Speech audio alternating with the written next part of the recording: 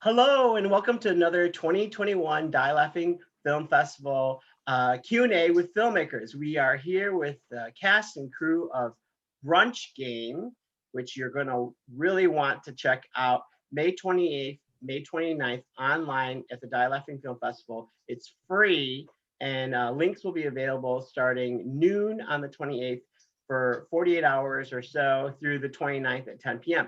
So we're so lucky to have so many talented filmmakers this year and get to talk to them. And we're going to start with Christina, who was the writer, director, I'm assuming producer, because they kind of go all hand in hand, but she was kind of the brainchild behind this. And for those of you who are curious, in the background is, you might look familiar if you watch the film on the 28th. Okay, Christina, take it away. Tell us about Brunch Game. Hi, everyone. Yeah, it's Game Brunch. Oh, I'm sorry. No, and I haven't written fine. down Game Brunch. I'm sorry. You know, for our dyslexic fans, you're right. You're right on, Thank you so much. Yeah, it's a short ensemble comedy about 6 friends getting together for a sort of a game night, but happening at brunch, and then it goes in an unexpected direction. We've been referring to it as a fantastical farce because it has sort of a like supernatural aspect to it, but it's really just a comedy. Yeah, a comedy of errors, really. I loved it because it was so relatable because everyone has been dragged to game nights, and then the fact that it was brunch gives it this like cheery like twist on it. And then also like just the acting was superb, and we'll get to that with Danny and Ricky. Just a lot of like deadpan kind of like reactions, I thought really served the script really well. Christina, how did you come up with the idea? So it started kind of with a writing challenge. I really love to write ensemble pieces, but all of my shorts tend to be kind of single character or maybe 2 people because it's hard to write a short that's an ensemble. And so I wanted to write a short film that worked as a short, wasn't like a feature squeezed into a short, that showcased my writing that you would see in the kind of stuff that I can't afford to produce, essentially, like all the pilots I've written and the features that I've written. And so it started there, just wanting to write something that would showcase that. And then I thought about what I had, and that was, a free location, my apartment. And I sat down and was like, okay, who would I put in this ensemble? And I wrote down 6 names who were actors that I had either worked with before and really loved working with, or were actors that I hadn't yet worked with but had wanted to for a long time, like in the case of Ricky. And so I wrote them down, and I just kind of came up with the characters based on sort of their personalities or just like their kind of comedic timing that I knew that I could write to. And I thought it was really funny, just the idea of like a game night set at brunch and just the contrast of that. And I couldn't quite figure out what I wanted the actual story to be until I remembered a specific game night where we played werewolf, and Danny was at that actually years ago. Yeah. And I was like, well, what if there actually is a werewolf? And then it just kind of took off from there. I decided to revolve the entire script around that idea, which is a spoiler for anyone who hasn't watched the film yet. But yeah, I just wrote it, and then I it was like an hour, and then I showed it to everyone, and I was like, it's really weird and silly and fun though, I hope, and let me know if you want to do it. And everyone wanted to do it. I think the fact that it's interesting to hear you describe the process and how you kind of wrote these characters with real people in mind. I think it helped that the actors get into the characters, and it gave an authenticity to the characters, which was really important for an ensemble, because I think sometimes with the ensembles, they end up being the same voice, or it takes a long time for them to kind of emerge, to become, Phoebe's the wacky one. And, like it takes some years, and you have a short amount of time to kind of establish that. So great job. It really comes through the final Thank product. you. Okay. Hey, Matt. So Matt was our editor, right? How did you get involved in the project, and tell us a little bit about your work? Well, I was involved in the project because I basically have been working with Christina since college. So we've had like a decade-long partnership of like working.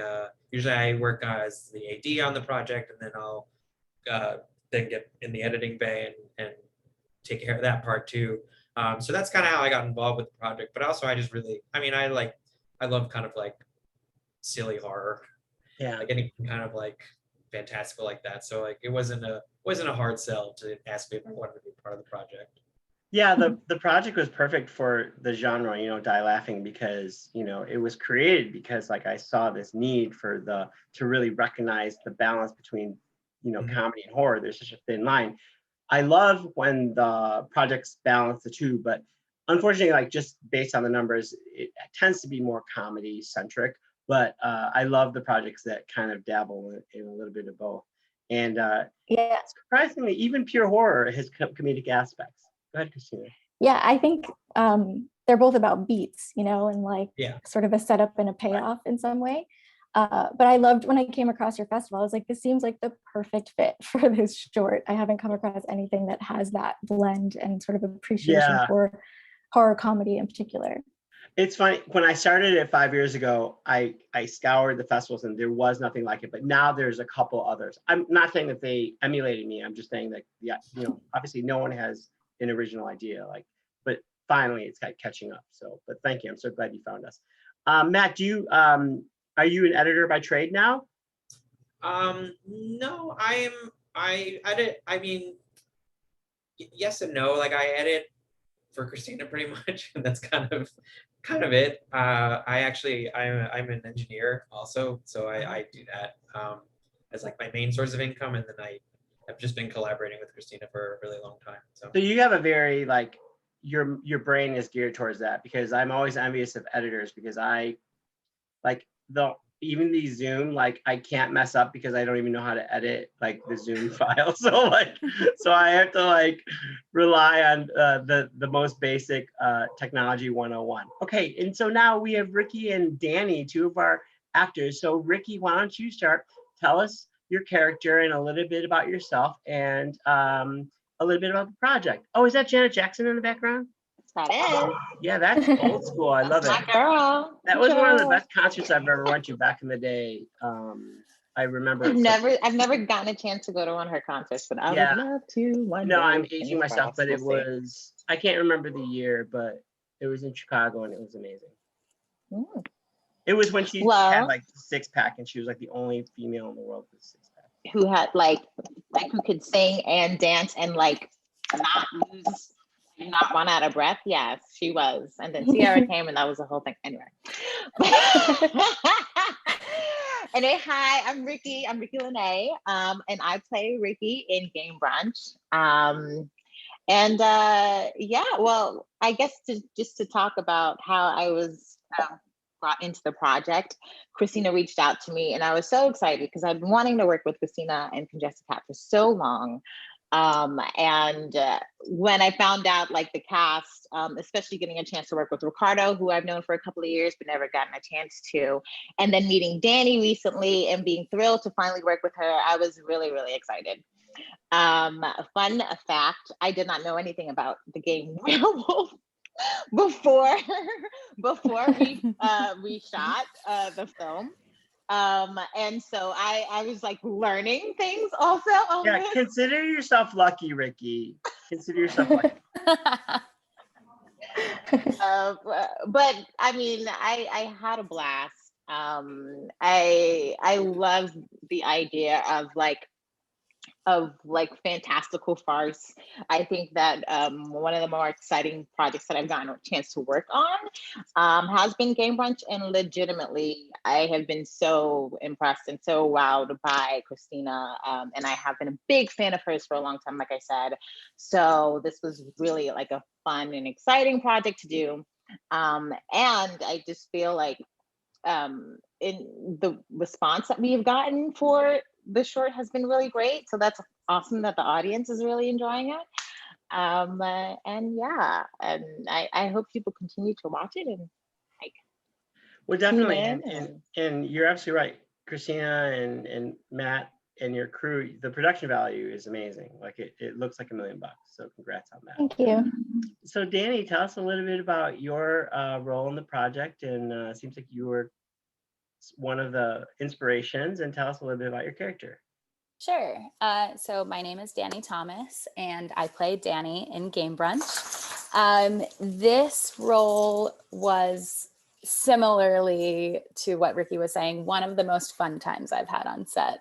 I mean, when you're working on a piece that does have an ensemble makeup, you hope for the best. You hope for good chemistry. You hope that you're going to show up on set and get along with everyone and have a fun day of shooting. And this exceeded that expectation by a million. This was not my first project with Christina. We've actually worked on a few projects previously, a few shorts, and then I was also background for a pilot that she had done. So I have been very familiar with her work and also a big fan. And I knew that we were gonna have a lot of fun, but this was also an opportunity to work with some folks that I hadn't been able to yet. I was really excited to be working with Ricky, and I actually play the half sister to Ricardo, who plays Ricky's husband in the short. And that was a lot of fun because Ricardo and I actually co-host Congested Cat's monthly film series, Indie Works, together. And I feel like we have a sort of sibling rapport going on when we do that. So it was really fun to bring that into a fictional space with this film. And Christina, you were aware of that dynamic, right? Going in, or no? Yeah, I run Indie Works, so I technically cast them for that dynamic. Yeah. God, you guys are creating like a whole like Tyler Perry universe out there, and you know, like you guys are very lucky. So and actually, I'm gonna find out like they were all in the same room. You know, you guys never leave. Yeah. I will say it's true, and you make a good point, and something that Christina often mentions and really resonates is that Congested Cat is a film family. You know, we do go from project to project, working together, or even if we're like branching off into our own sort of realms, there's always that support network there, and it's just so lovely to be a part of. Well, I always say, like, not just in this industry, but in any business, you know, whether you're an accountant, a plumber, or whatever, you end up wanting to work with people you want to work with, you know, because there's always going to be someone more talented. There's always a better actor. There's always a better accountant. There's always a better lawyer. And don't be a jerk, you know. That's why it always makes me surprised when you hear, you know, negative things about actors, like, oh, are they that good? Like, you know, and I guess in some cases they are. They will suffer, you know, bad behavior. But I think at the independent film level, you know, it's like we want to work with our friends, you know, and I think it's good because it keeps things in the right perspective, you know. It doesn't take things too seriously. Okay, thank you so much. It was such an honor to talk to the cast and crew of Game Brunch, not to be confused with Brunch Game, which would be a whole different movie, okay? But thank you so much. DLFF Film Festival, we are online this year for obvious reasons, May 28th to 29th. Check out Game Brunch and find out what that background looks like on film. Okay, thank you. Thank you.